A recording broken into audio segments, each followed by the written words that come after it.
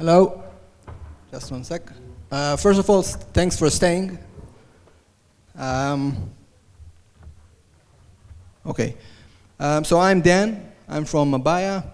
And in the next 20 minutes, we'll talk about e-commerce media, something that is not yet happening in Israel, but is happening everywhere elsewhere. When we start talking about e-commerce media or e-commerce anything, we have to start with Amazon. But before that, one slide about Mabaya, so we know what we are doing. So Mabaya offers a white label sponsored product ad platform for marketplaces and retailers. We are serving billions of sponsored product ads in more than 40 stores around the globe for more than 50,000 merchants. I guess some of you are merchants. Maybe you are using our platform without knowing because it's white labeled. So back to Amazon. In 2012, Amazon introduced their sponsored product program, enabling merchants and brands to bid in order to make sure that when people are searching for their product, they will be first in the list. In the first 5 years, it was a nice business, growing slowly, generating hundreds of millions of dollars every year, slower than the AWS, of course, and the sales. But then in the last 3 years, something happened, and it started booming. Last year, Amazon generated more than $10 billion from selling ads on Amazon. That's 8.5% of the GMV. And of course, it's very profitable because they don't share it with anybody. And it's growing faster than the cloud services. And in fact, today, Amazon is the #1 third digital ad platform in the US, meaning that advertisers spend more money on promoting their products in Amazon rather than buying media on any publisher website, Twitter, Snapchat, whatever. So it's only Google and Facebook before them. In fact, if we look globally, there is one other media player that is generating more revenue from selling ads than Amazon. Do you know who that is? Alibaba, another e-commerce player. Last year, they sold media ads for more than $30 billion. So in China, Alibaba is now the #1 digital ad platform in the country, meaning, and in general, e-commerce media in China is generating more revenue than any other ad sellers. So the brands in China, they spend more on advertising in e-commerce media rather than search, news, video, social, whatever. So e-commerce media became the #1 leading ad spending share in China. So today, actually the top 4 global digital ad sellers are actually e-commerce players, not publishers or search or social. Okay, back to the US. In the US, 1 of 3 marketers are shifting ad spend from Facebook and Google to Amazon. But it doesn't go only to Amazon. You can see it in eBay. In eBay, they are aiming at $1 billion in ad revenue this year. Same on Etsy. Actually, if you look at the reports of Etsy, you'll see that in the last 3 years, the main growth comes from selling promoted listings on Etsy. It also happens in Europe. Cdiscount, for example, the biggest e-commerce player, second to Amazon in France. They are selling ads. Our B2B services are mostly driven by premium packs and online advertising. And also in Africa, Jumia, which is the Amazon of Africa, they also offer sponsored product, generating a lot of revenue. You can see this stream represents 8% of the marketplace revenue. So actually in Egypt, if you look in Jumia, you will find Samsung ads. In Israel, you will not see it yet. So where does all this budget go to? Most of it goes up there to the top placement on the website. It's a matter of demand. In some categories, you'll find more sponsored products than the others. And 90% of e-commerce media, when we say e-commerce media, more than 90% goes to sponsored products, meaning that your product will be in a better position or you'll get more appearance in the store, not display ad, not video, just putting the product in better places. So for example, if you look for cereals on Amazon, you will see first what they call a headline ad or sponsored brand, which is more creative. You'll have 2 products and a slogan and a logo or something like that. Then you will have some sponsored products. Then you will have the Amazon brands, and only then you will have the organic results. So you'll have to scroll quite a lot to find the organic results. Same goes to other websites. Of course, it's a matter of demand, because some of them introduce sponsored product later than Amazon, so they have less ads. And always when you start launching a sponsored product program, you do it with caution. So at the beginning, you don't start immediately with too many ads. You start slow. So today, by the way, if you look at eBay in the product pages, you will find dozens of ads in each page. And as a result, you can see that the traffic to product pages from sponsored product increases all the time. So a few years ago, it was 2%. Today, it's more than 10%. So 10% of the traffic to product pages comes from sponsored products. So why is it happening? There are many reasons, especially why it started now. Why do brands shift all this money from Facebook and Google to Amazon and to the other e-commerce media players? Let's start with the first one. So these are the opening words of the famous McKinsey report about the consumer decision journey. If marketing has one goal, it's to reach consumers at the moments that most influence their decisions.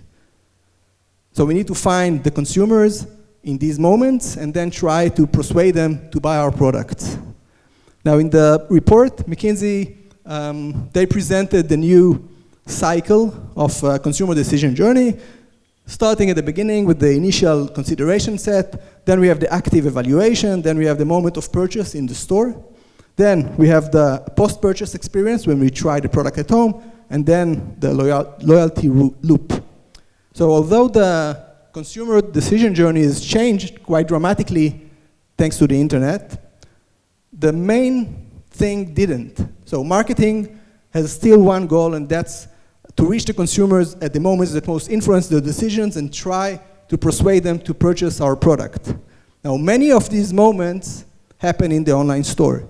Because if I live in the US and I want to buy a television, I would definitely look for it on Amazon or on Best Buy and on Walmart and Target and many other places. However, most of the chances are that I will leave the store without buying anything, because still 97% of visitors to online stores leave without buying anything. So what are they doing there? They are evaluating. They are reading reviews, they are comparing prices, they are getting ideas on what they should buy, etc. Google also developed their theory about the consumer decision journey, and they introduced the ZMOT, the zero moment of truth. So between the stimulus, when you get the idea that we want to buy something, and the first moment of truth, which is in the store when we actually buy the product, there is a long period of time where we are in the zero moment of truth. We are evaluating, we are consulting with friends, we are getting ideas on which product exactly should we buy. Now, the reason that Google invented the ZMOT was to persuade us that we should advertise on Google, because during the ZMOT we are doing a lot of searches on Google, which is still true. However, today, e-commerce players became even more important during the ZMOT, because, for example, in the US, more people search for product first on Amazon before they do it on Google. And also, it's very important to win the first moment of truth in the store when people are actually coming to buy the product, because still 70% of the purchase decisions are made in the store. So I can go to a store and I know exactly what I'm going to buy, but eventually I might change my mind if I see something better on the shelf. Amazon, of course, understands it. This is something that Bezos said a few years ago in an interview. We don't make money when we sell things, we make money when we help customers make purchase decisions. So we understand it's very important for us as merchants or brands to be there in the store, because we want to win the zero moment of truth, and we want to win the first moment of truth. So we need the consumers to see our product so we can influence them to buy it. However, there is only one problem. Shoppers, they don't scroll. Nobody is scrolling beyond the first page. In Amazon, 80% don't go to the second page. This is a study that we made on category pages, and we looked at how many clicks went to the product pages from the first page, second page, etc., we found that 50% didn't go to the second page, 25% clicked on the second page, and so on. Now, not only that they don't go to the second page, they also don't scroll in the first page. So the first result will get 10 times more clicks than the last results on Amazon. Why is that happening? It's called the paradox of choice. When we get too much options to choose from, we can't choose rationally. So what we do is just we grab something and hope for the best. Usually we'll grab something that is trustworthy. Now what is trustworthy? If it appears in the top page, at the top, for us it's trustworthy. We believe that there is a reason why it's there, and we'll probably consider it's like a good deal, and we might just as well buy it. We will not go to the second page because it's trustworthy enough for us. The big brands already understand it, like Procter & Gamble and all the others. They understand that they have to be there in the first page, in a good position, in order to influence the shoppers. So the only way to do it is be up there, to buy the sponsored product or the sponsored brand. So to sum it up, we have to win the zero moment of truth because 97% of the visitors would live without buying. They are evaluating. We have to win the first moment of truth because it's still 70% of the purchase decisions are made in the store. We have to be at the top because nobody scrolls. The only way to do that today is to do sponsored products. There are many other reasons. One of them, you have to choose your battles. If you are Samsung, for example, and you run campaigns on Facebook and Google, you're not only competing with LG or your direct competitors, you are mainly fighting against the Amazons and the retailers because they are the one who's spending the most trying to get people into the website. So if you take all of your budget and put it directly in the stores, you will only be competing with your direct competition, and then of course the return on ad spend will be much better. Oops. Another thing, 1 of 3 purchases is a result of impulse shopping. Now, impulse shopping, by definition, happens when we see something we like and we just buy it. If you want to take part of this impulse shopping thing, you have to make sure that you appear in good positions. And of course, there is the algorithm of the stores. If you do sponsored product, you'll get more traffic to your product pages, and then it will also help your organic results. Because in most marketplaces, the way it works, they look at how many people entered your product page, regardless if they came from sponsored products, or from Google, or from organic clicks. So if you manage to get more people into your product page, the organic result will also be better. And last thing, which is most important, the return on ad spend for doing sponsored product is better than any other channel that you can find because the people are already in the store. It's 2 to 3 times better conversion than Google Shopping, and it's not just in the conversion rate, also in CTRs, sales uplift, all the factors that you can look at, it gets usually the better results. So today, we started with 1 in 3, now it's 80% plan to increase their Amazon ad budget, but you can see that almost 70% they do it on other marketplaces as well, not just on Amazon, like eBay and the others. Which brings me to the point we often get calls from different retailers and marketplaces saying, I want to implement sponsored product, I want to offer it on my site, I want to take part of this amazing incremental revenue. The thing is, it doesn't work that way. It will only work if your store is influential enough, if you have a lot of traffic, and if somebody will be willing to pay to be promoted in the store. So if you are selling, let's say, if you're selling wedding dresses in Congo and you want to do a sponsored product program, that will not work.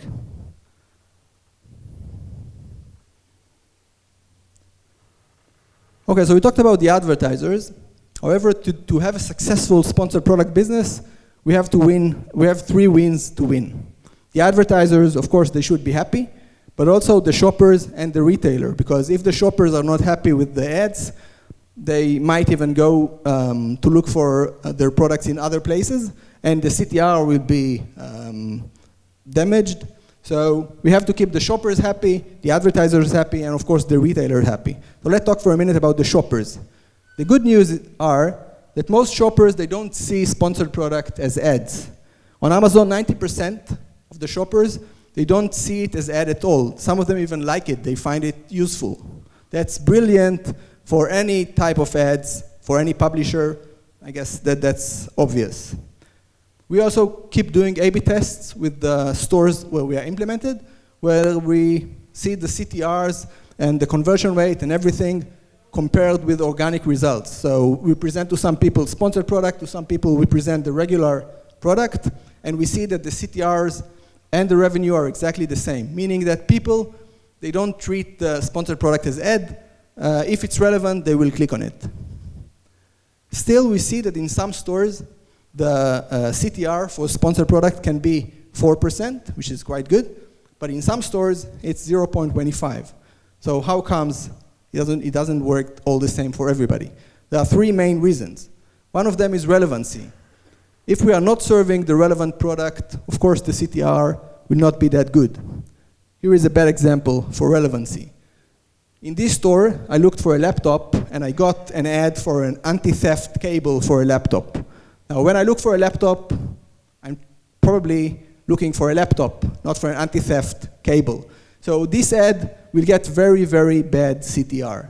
Now this specific store, they don't care. They want to have 100% fill rate. They don't mind the CTR. So it's fine with them. But for the shopper, this is not good. Second thing is native. If you want to, you can put the ad in different ways on the website. This is a good example of a native ad. So you can see that the second product, what is it? The Nimitz perfume, is actually sponsored. So it looks like all the other products. There is a small sponsored label, but it still looks very native. By the way, if you look at AliExpress, there are many sponsored products, but you will hardly notice them because the sponsored is almost white. Next thing we have is coherence. For example, this is another bad example. So you can see that the sponsored product here, not sure if you can see it, it's the fifth, okay, the one in the second line. But you can see an organic result exactly the same above it, meaning that, of course, it will get more clicks. But not only that, the seller that is in the second position offers the same product for a better price. So, of course, the sponsored product will get very low CTRs. So in order to change between 0.25 to 4%, the store can play with these attributes. So they can play with the relevancy, they can play with the position, which ad, of course, is sponsored product, the native, the way that it looks, the layout, the coherence, and the products, how many products you put in a page. So last is the retailer. Let's talk about them for a minute. The retailers, usually if the shopper are happy and the advertisers are happy, the retailers are happy as well because they generate incremental revenue from the clicks. All of them, they do it a bit differently. Amazon, for example, it's CPC, but in order to do sponsored product, you have to be a professional seller and pay them the $40. Otherwise, you can't do any sponsored products. eBay currently is the only one that is pay per sale. So you only pay when somebody actually purchase your product. By the way, they are going to do also PPC soon. Etsy, currently it's PPC with premium packs. Jumia and Linio, by the way, in Jumia and Linio, NC Discount that we talked earlier, they implemented our platform. That's the way we know that in Egypt you can see a Samsung ad. So in Jumia and Linio, which one of them in Africa, the other one in Latin America, they have a lot of very small merchants. And of course, they also have the Chinese and the brands. But for the small merchants, they offer these packs, which are very easy to manage. So you don't have to bid, you don't have to choose keywords, you don't have to do anything. You just buy a plan. So you buy a number of clicks, you know how much you are going to pay. You don't have to do anything else. So it's very easy to get them engaged. Cdiscount, for example, they offer very creative plans. So you can see, for example, if you buy the Dragon plan, so you get all types of things like the standard subscription and transport and some other things, but you'll also get, for the €255 that you spend, you'll get get credits for sponsored products of 160, and credits for the premium ads, which are the headline ads, another 200 euros per month. Now you have to spend all of it during this month. However, the problem currently that the big marketplaces have is that they have too much demand, and they can't actually spend all of it. They can't really give you the ads that you want. They can solve it, again, by playing with these attributes, but this is not something that I think interesting for you guys. So, to sum everything up, e-commerce media, it's actually started in China, came to the US like 3 years ago, now starting in Europe. Hopefully it will come to Israel pretty soon too. Thank you very much.